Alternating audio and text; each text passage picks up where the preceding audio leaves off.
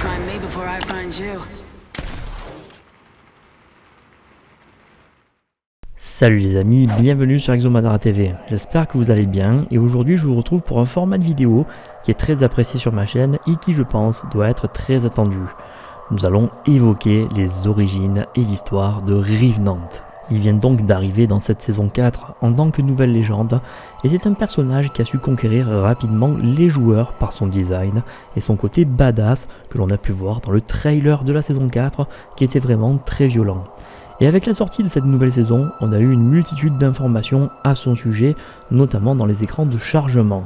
J'ai donc repris certains passages, mais avant de commencer, je voudrais vous en lire un pour vous mettre dans la peau de Revenant, ou même mieux, pour que vous vous insériez dans sa tête pour essayer de comprendre ce qu'il vit et à quel point il est torturé. Alors le texte s'intitule « Le reflet dans le miroir » et moi j'ai décidé de le refaire un petit peu à ma sauce. Donc c'est parti, mettez-vous au calme, mettez-vous dans l'ambiance, pensez que vous êtes Revenant, que vous êtes dans sa tête et votre première horrible pensée est de se dire « Où est ma langue ?»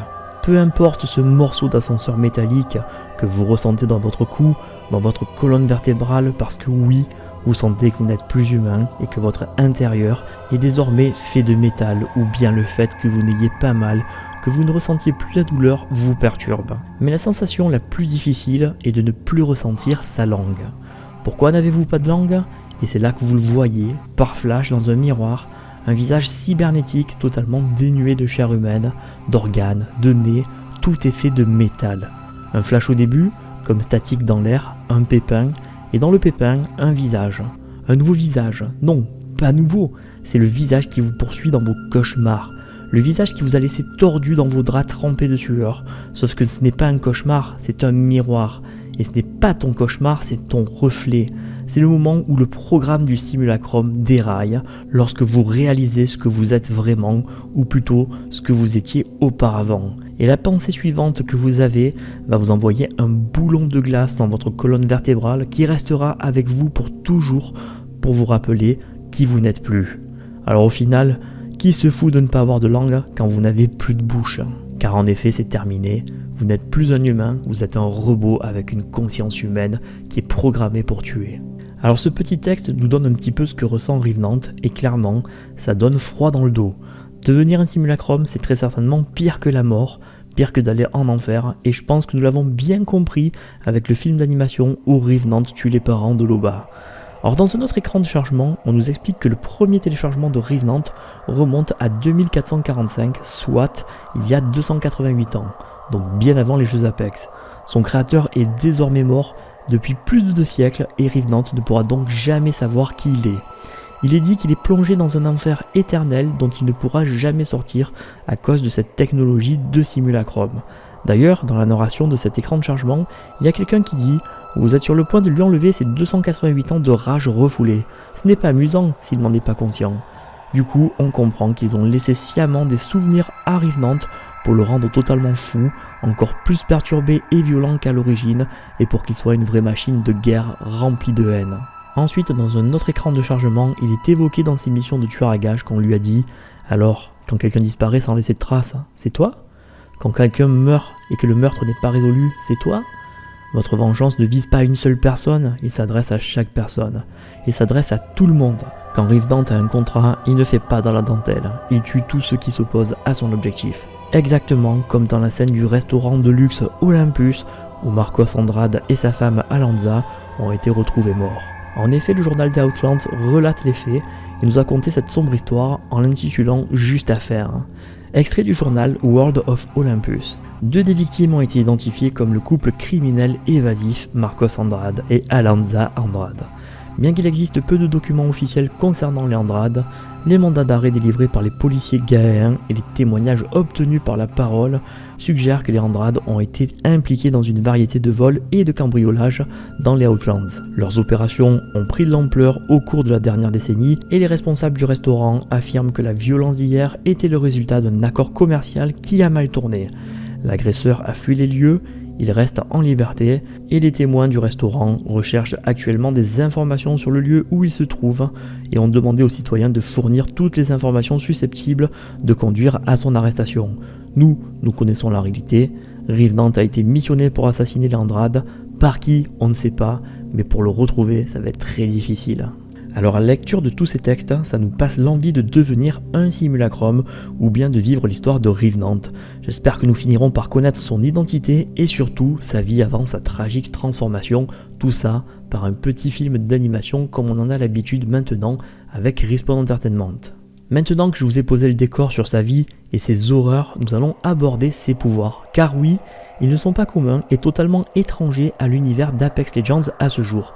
Effectivement, c'est la première fois qu'on voit des pouvoirs de ce type. Dans une nouvelle bande-annonce de gameplay, nous avons eu la présentation des capacités de Revenant et clairement, il entre en conflit avec l'esthétique préétablie dans Apex Legends. Que ce soit son totem flottant avec les crânes qui apparaissent d'un portail sombre, qui ressemble plus à un univers style Diablo, mais aussi à une branche de l'univers de Titanfall.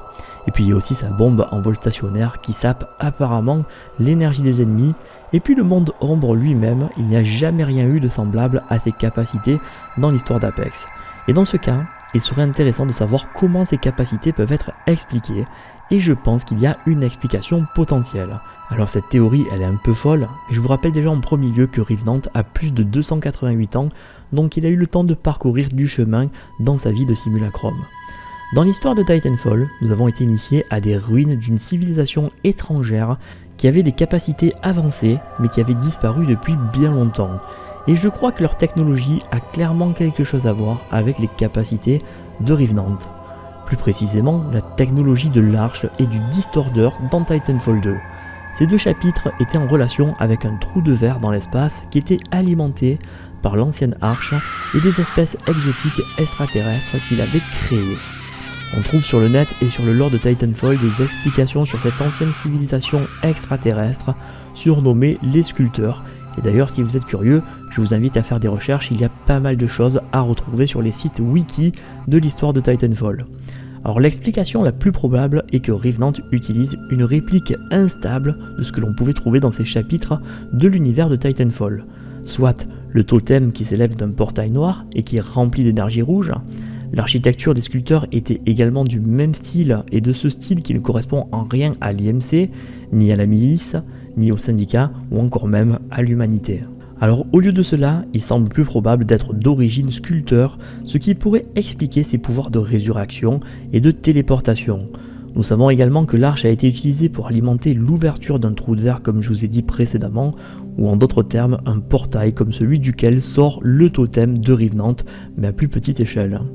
Alors pour savoir comment Revenant aurait pu obtenir cette technologie extraterrestre, nous savons qu'il a une vendetta contre Hammond Robotics et par extension l'IMC qui sont liés avec Hammond. Donc du coup, la division Ares qui en fait partie aussi et qui a fait des recherches et qui a découvert des technologies extraterrestres, eh bien il aurait pu attaquer la Ares Division pour utiliser ses propres recherches extraterrestres contre l'IMC.